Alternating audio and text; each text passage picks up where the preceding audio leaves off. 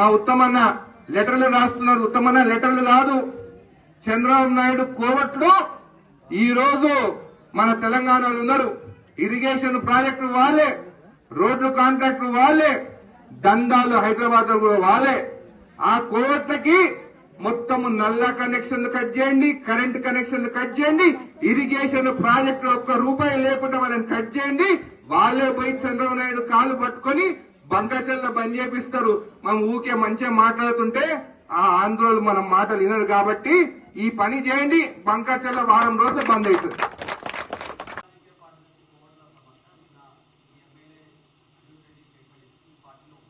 అనిరుద్ రెడ్డి ఇచ్చిన స్టేట్మెంట్ ని తీవ్రంగా పరిగణిస్తా ఉన్నాము. క్రమశిక్షణల విషయంలో ఎవ్వరికి కూడా వెసులుబాటు ఉండదు. ప్రతి పార్టీలో కోవట్లు ఉంటే ఉండొచ్చు, దానికి ఆధారాలు ఉండాలి కదా మాట్లాడే ముందు.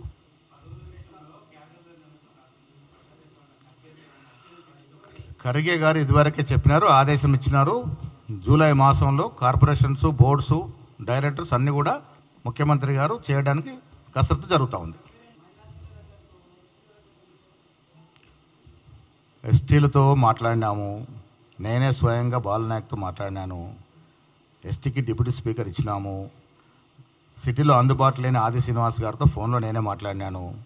మా పార్టీలో సమన్యాయంకి కొదవలేదు. అవకాశం రాని వాళ్ళ విషయంలో కూడా పార్టీ జాగ్రత్తగా పరిశీలిస్తూ ఉంది. Thank you.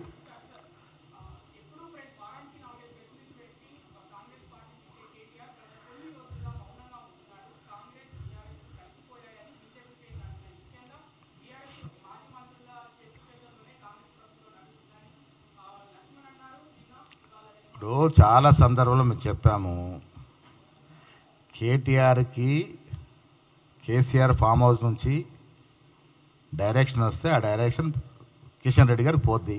ఇది క్లియర్.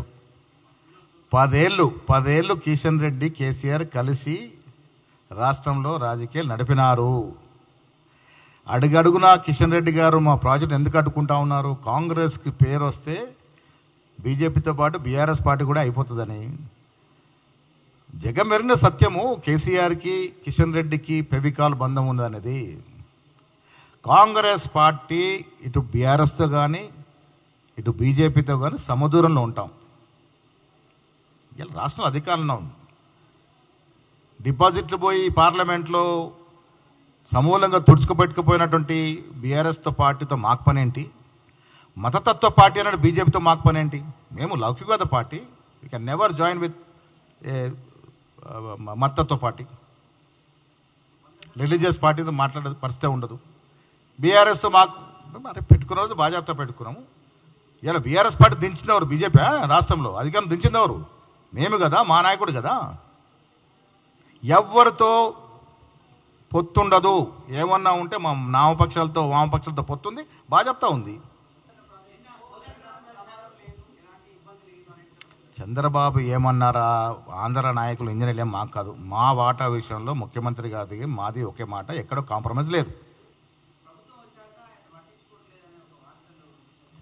పట్టించుకోకుంటే కోదండరావు గారికి ఎమ్మెల్సీ ఇచ్చి గౌరవించుకున్నాం మేము. నిన్న కమిటీ వేసి వారిని ఒక కమిటీకి చైర్మన్ చేసినాం. కోదండరామ్ గారికి మాకు మంచి సౌహృదయం ఉంది. మీరు ఎంత ప్రయత్నం చేసినా అది విడిపోయిన సమస్య. మేమంతా కలిసి ఉన్నాం, హ్యాపీగా ఉన్నాం. Thank you.